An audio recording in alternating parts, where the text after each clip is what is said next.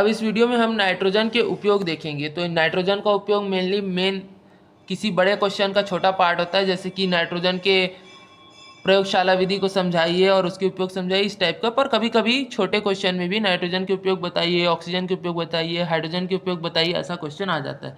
तो नाइट्रोजन के उपयोग में पहला तो है, जीवों एवं वनस्पतियों में पाए जाने वाले प्रोटीन नाइट्रोजन तथा कुछ अन्य तत्वों के यौगिक हैं।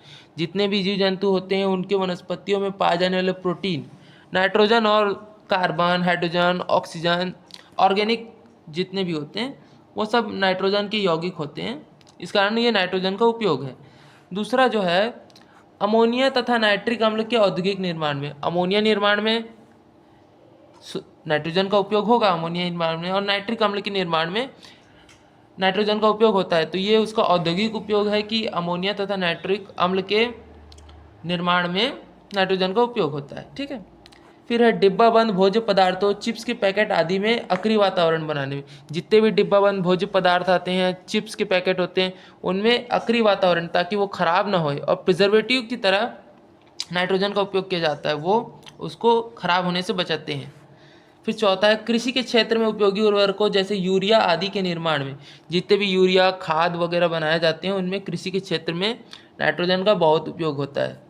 पांचवा, द्रव नाइट्रोजन शीघ्रता से ऊष्मा अवशोषित करती है, इसलिए ऊतक नमूने, रक्त नमूने इत्यादि को ठंडा करने की परिस्थिति में उपयोग किया जाता है। कभी कभी नाइट्रोजन का उपयोग ठंडा करने में भी किया जाता है। द्रव नाइट्रोजन जो होती है, तो हम कभी कभी क्या है, रक्त के नमूने होते हैं या फिर जहाँ ब्लड स्टोर किया जाता है वहाँ द्रव नाइट्रोजन का उपयोग किया जाता है, ताकि हम उस ब्लड को अधिक समय तक रख सकें, परिरक्षित कर सके। इस कारण हम नाइट्रोजन का उपयोग करते हैं। तो ये 5 नाइट्रोजन के उपयोग है। जीवों एवं वनस्पतियों में पाए जाने वाले प्रोटीन में नाइट्रोजन तथा उसके कुछ अन्य तत्वों के यौगिक हैं। अमोनिया नाइट्रिक अम्ल के औद्योगिक निर्माण में, डिब्बाबंद भोज्य पदार्थों, चिप्स पैकेट में, कृषि के क्षेत्र में उपयोगी उर्वरकों में, और द्रव नाइट्रोजन शीघ्रता से ऊष्मा अवशोषित करती है, इस कारण रक्त नमूने इत्यादि को परिरक्षित करने में।